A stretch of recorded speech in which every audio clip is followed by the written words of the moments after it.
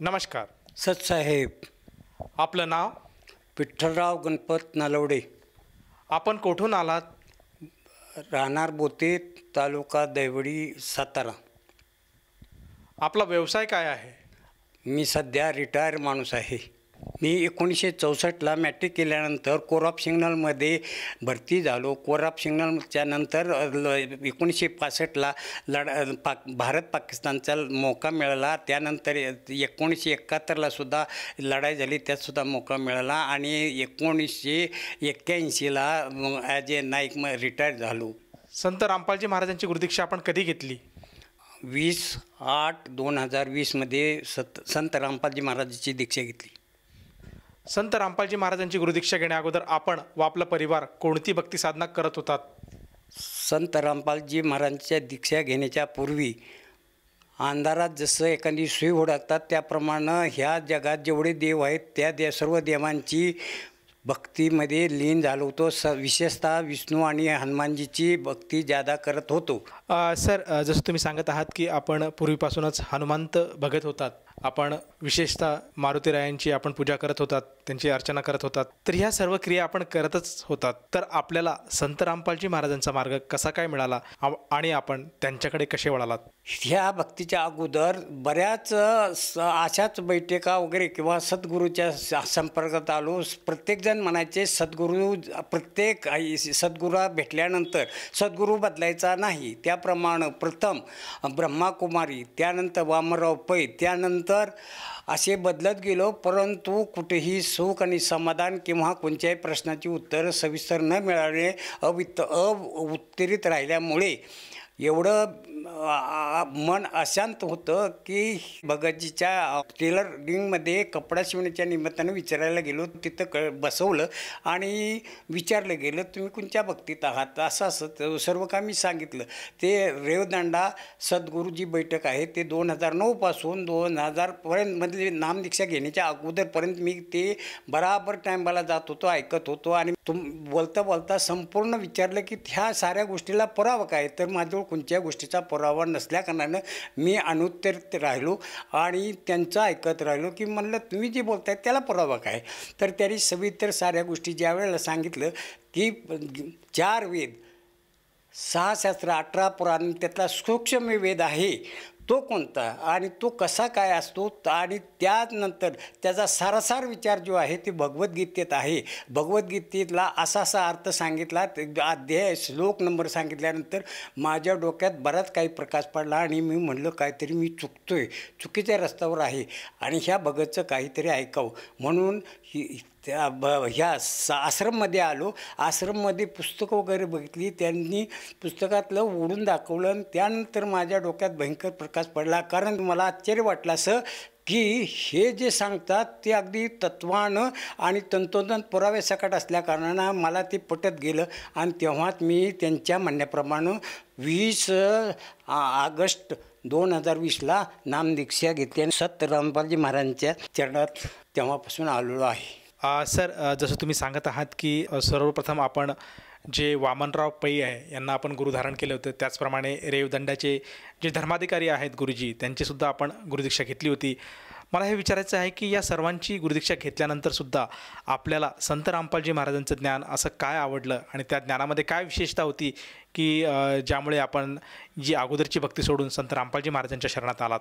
थोडक्यात त्याचं उत्तर मी असं अंधश्रद्धेत म्हणा किंवा अनपडशाहीमध्ये म्हणा त्याचं उत्तर एवढं दिलं की जसं अंधारात एखादी सुई हुडकतात त्याप्रमाणे परमेश्वराला हुडकलं जातं, परंतु ॲक्च्युली त्याची जागा किंवा त्याचा मार्ग कोणी पद्धतशीर सांगत नाही. परंतु संत रामपालजी महाराजांचं ज्ञान जे पुस्तकाद्वारे मिळाले किंवा प्रत्यक्षात जे ऐकायला मिळतं तेव्हा तंतोतंत कोणत्याही गीतेत, कोणत्याही भाषेतलं, कोणत्याही धर्मातल्या लोकांचं किंवा वेदातलं किंवा पुराणातलं ऐकल्यानंतर किंवा वाचल्यानंतर मला एवढं ज्ञान झालं की मन शांत झालं आणि मला जे ॲक्च्युली जे काय तणाव किंवा टेन्शन होतं ते माझं संपूर्ण दूर झालं. कारण आपण आलो आहे कुठनं, जायचं कुठनं, सर्व प्रश्नाची उत्तरं मला जी पाहिजे होती ती मला या सद्गुरू संत रामपालजी महाराजांच्या मला मिळालेली आहेत आणि मी शांत आहे. सर, जसं तुम्ही सांगत आहात की संत रामपालजी महाराजांचे अनुयायी आपल्याला भेटले, त्याचप्रमाणे त्यांच्याशी आपली ज्ञानचर्चा झाली, त्यातून आपल्याला संत रामपालजी महाराजांचे जे प्रकाशित पुस्तक आहे ज्ञानगंगा जगण्याचा मार्ग, यातनं आपल्याला ज्ञान आत्मसात झालं. त्याचप्रमाणे त्यांचे सत्संगसुद्धा आपण ऐकले आणि जेव्हा आपल्या मनाला खात्री पटली तेव्हा आपण त्यांच्या शरणात आलात. तर त्यानंतर आपल्याला आपल्या जीवनामध्ये काय काय बदल आढळलेत किंवा काय काय अनुभव आपल्याला या भक्तीमुळे आलेत? पहिला बदल म्हणजे एक वयाच्या मानानं BP जादा होती, ब्लड प्रेशर असल्याकारणानं आणि बंधुराजानं जवळजवळ 60 वर्षे शेती वाटून न दिल्यामुळे, परंतु ज्या वेळेला मला हा संत रामपालजी महाराजांचा मार्ग मिळाला तेव्हापासून मला काही एक काळ चिंता नाही, माझं टेन्शन मुक्त झालेलं आहे. आपल्याला काही घेऊन जायचं नाही, पण काही घेऊन आलेलो नाही.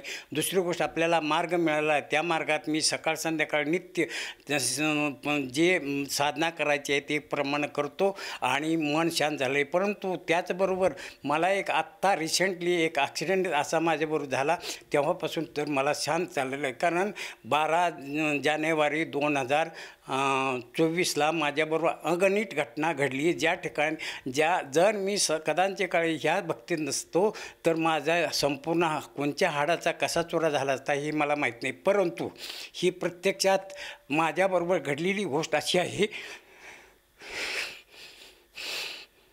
12 जानेवारीला मी देवडीवरून तेवढं गावी जात होतो आणि मलुडच्या शेजारी माझ्याबरोबर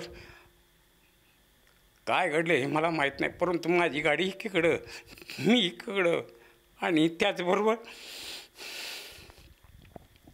बेशोधून पडलो. हे आवाज जवळच राहणाऱ्या किंवा ज्या झोपडपट्टीत होते त्या लोकांना ऐकले, ते पळत आले. त्यांनी मला उचलून गाडी बोलवली. गाडीत कसं घातलं, मी बिलकुल बेशोध होतो, मला काही एक माहीत नाही. त्या लोकांनी माझी बॅग उचलली, मोबाईल उचलला, त्या बॅगेत पैसे होते, मोबाईल पडला होता, मनी पर्स खिशातलं कोणीकडे पडला होता, काही माहीत नाही. तर त्या लोकांनी पद्धतशीर सर्व उचलून मलवडीच्या हॉस्पिटलमध्ये नेलं, पट्टी केली, इलाज केला. पर सातारा हॉस्पिटलमध्ये संपूर्ण बॉडी चेक केली, पण मालकाच्या दयेनं मला केसाकडे धक्का लागला नव्हता, कोणत्या हाडाला काही झालं नव्हतं.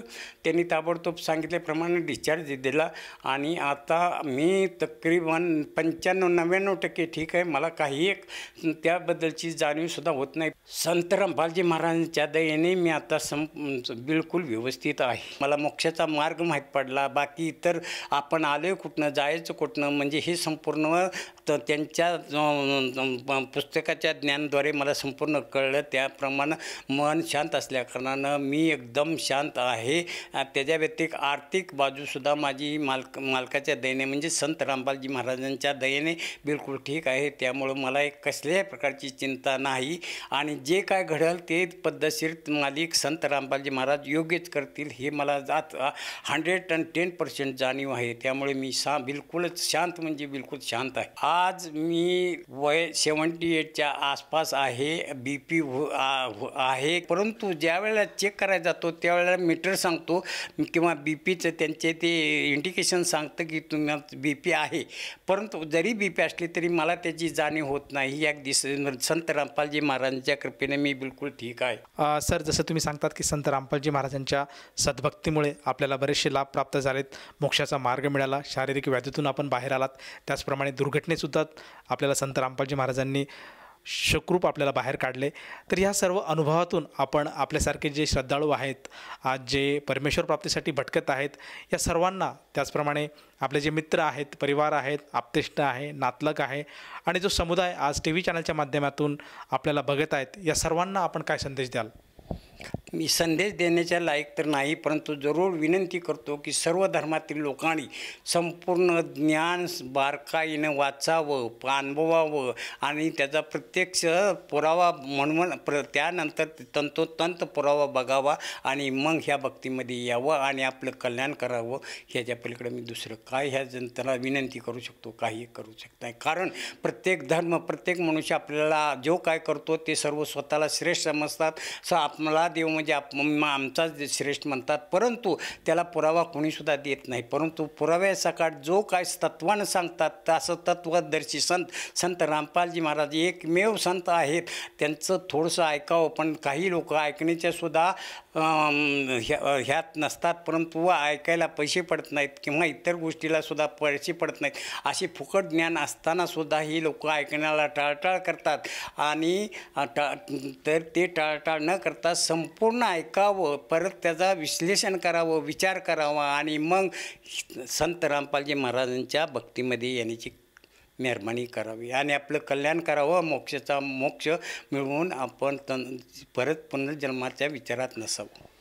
सर, प्रामुख्याने असं बघायला मिळतं की संत रामपालजी महाराजांच्या अनुयायांना त्यांना हे ऐकवण्यात येतं की देवी देवतांची पूजा करण्यापासून आपण समाजाला परावृत्त करत आहात. याबद्दल आपलं काय म्हणणं आहे? या बाबतीत छान प्रश्न विचारला. कारण संत रामपालजी महाराजांची ही जी भक्ती आहे ती पद्धतशीर ऐकावी. त्यासाठी आपल्या शरीरात असलेले कमल, विष्णू आणि लक्ष्मीचं स्थान, ब्रह्माचं स्थान, त्यानंतर बाकी इतर स्थानं जी आहेत, गणेशजीचं स्थान कोणत्या ठिकाणी आहे हे मंत्राद्वारे पद्धतशीर त्याची साधना करण्याला सांगतात. हे उलट कोणत्याही देवाच्या विरोध नाही, तर देवाची शास्त्रोक्त पद्धतीनं कशी भक्ती करून आपलं त्यांच्यापासून कसं कल्याण करून घ्यायचं हे पद्धतीनं सांगितलं जातं. त्यासाठी प्रथम ऐकून घ्या, त्यानंतर त्याचा विचार करा की हे किती ज्ञान पद्धतशीर आणि आपल्याला ताकद किंवा आपल्याला पुढं मोक्ष मार्ग मिळण्याचा सरळ आणि सोपा मार्ग करून देतात. त्यासाठी ह्या मार्गात आल्यानंतर ज्याचं त्याला त्या अनुभव आल्याशिवाय राहत नाही. परंतु प्रत्येक साधकानं किंवा विचार ऐकणाऱ्यानं हे ऐकलं पाहिजे. ब्रह्मा विष्णू म्हणजे त्यांचीच आपण पूजा करतो आणि ती पूजा करतो बरोबर आहे, पण पूजा करण्याची पद्धतसुद्धा शास्त्रोक्त पद्धत नसल्या कारणाने आपल्याला शास्त्रोक्त पद्धतीची आहे किंवा नाही ही प्रत्येक माणसानं चेक करावी. आणि नंतर पुढचा जो मार्ग आहे ते सुद्धा संत रामपालजी महाराज जे परमेश्वर कबीरजी महाराजांच्या थ्रू दर्शन किंवा शास्त्रोक्त पद्धतीनं जे सांगतात ते ऐकावं आणि त्या मार्गात येऊन आपलं स्वतःचं कल्याण करून मोक्षाचा मार्ग मिळवून घ्यावा आणि ह्या जीवनमरणातून सुटका करून घ्यावी ही विनंती. सर, जसं तुम्ही सांगत आहात की संत रामपालजी महाराजांच्या भक्तीत आल्यानंतर साधकाला बरेचसे लाभ प्राप्त होतात, त्याचप्रमाणे वास्तविक रूपामध्ये ब्रह्मा विष्णू महेश यांची स्थिती काय आहे, त्यांची साधना काय आहे, हे आज समाजाला संत रामपालजी महाराज त्यांच्या ज्ञानाद्वारे सांगतात. त्याचप्रमाणे त्यांचे वास्तविक जे मंत्र आहेत, त्यांचं जे स्थान आपल्या शरीरामध्ये कुठल्या कमलामध्ये कुठल्या देवी देवतांचं स्थान आहेत हे समाजाला आज सांगत आहेत. तर ह्या सांगण्यावरनं जर एखाद्या साधकाला वाटलं की आपणसुद्धा संत रामपालजी महाराजांचा अनुग्रह किंवा त्यांच्याकडनं गुरुदीक्षा घ्यायला काही एक हरकत नाही, तर ती व्यक्ती संत रामपालजी महाराजांची गुरुदीक्षा कशी घेऊ शकेल?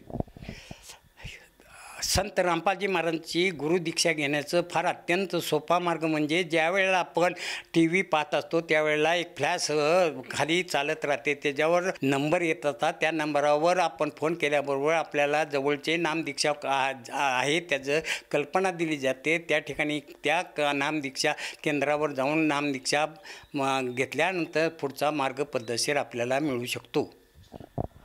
सर, जसं तुम्ही सांगत आहात की आज आपल्या मुलाखतीचा कार्यक्रम जो चालू असताना TV वर काही मोबाईल नंबर्स फ्लॅश होत आहेत आणि त्या नंबरवर जर साधकाने संपर्क साधला तर त्याला अगदी आपल्या जिल्ह्याच्या जवळच्या नामदान केंद्राची माहिती मिळते आणि तेथे जाऊन तो व्यक्ती संत रामपालजी महाराजांच्या मिशनमध्ये जोडू शकतो. मला हे विचारायचं आहे की या साधनेसाठी, या गुरुमंत्रासाठी त्या साधकाला किती पैसे मोजावे लागतात? आत्तापर्यंत जे काय असेल ते पाहायला मिळालं असेल प्रत्येकाला की प्रत्येक ठिकाणी काही ना काही दक्षिणा द्यावी लागते. दक्षिणा दिल्याशिवाय आपल्याला मार्ग मिळत नाही. त्यामुळे कोणत्याही ह्या अशा मार्गात याला लोक कमीत कमी भितात. परंतु हा एक मार्ग असा आहे की बिलकुल निःशुल्क म्हणजे एकही पैसा खर्च न करता आपल्याला नामदीक्षा मिळते आणि इतर काही पुस्तकं किंवा फोटो वगैरे सर्व काय आपली जी साधनाची जरुरी सामुग्री आहे तीसुद्धा दिली जाते आणि सर्व काय मार्ग पद्धती सांगून देवाची पद्धतशीर स्तुती कशी करून आपलं कल्याण करून घेण्याचा सुद्धा मार्ग पुढं धीरे धीरे सर्व सांगितला जातो. त्यामुळे ह्या मार्गात येऊन स्वतःचं कल्याण करून घ्यावं एवढीच विनंती. धन्यवाद. सतसाहेब. संपूर्ण विश्वामध्ये 500 पेक्षा जास्त नामदीक्षा केंद्र आहेत. जिथे निशुल्क नामदीक्षा दिली जाते. निशुल्क नामदीक्षा प्राप्त करण्यासाठी आणि अधिक माहितीसाठी संपर्क करा 7030303951 7030303952. अद्वितीय आध्यात्मिक ज्ञान वाचण्यासाठी, पाहण्यासाठी आणि ऐकण्यासाठी संत रामपालजी महाराज ॲप अवश्य डाउनलोड करा किंवा आमची वेबसाईट www.jagatgururampalji.org वर विजिट करा. आम्हाला सोशल मीडियावर फॉलो करा. सर्व पवित्र धर्मांच्या पवित्र शास्त्रांवर आधारित प्रमाणित अनमोल पुस्तक ज्ञानगंगा किंवा जगण्याचा मार्ग यापैकी कोणतेही एक पुस्तक निशुल्क मागवण्यासाठी आपण आम्हाला आपले पूर्ण नाव, पूर्ण पत्ता, पिनकोड आणि फोन नंबरसह लिहून 7030303951 किंवा 7030303952 या नंबरवर SMS करू शकता किंवा 7030303950 या नंबरवर व्हॉट्सअप देखील करू शकता.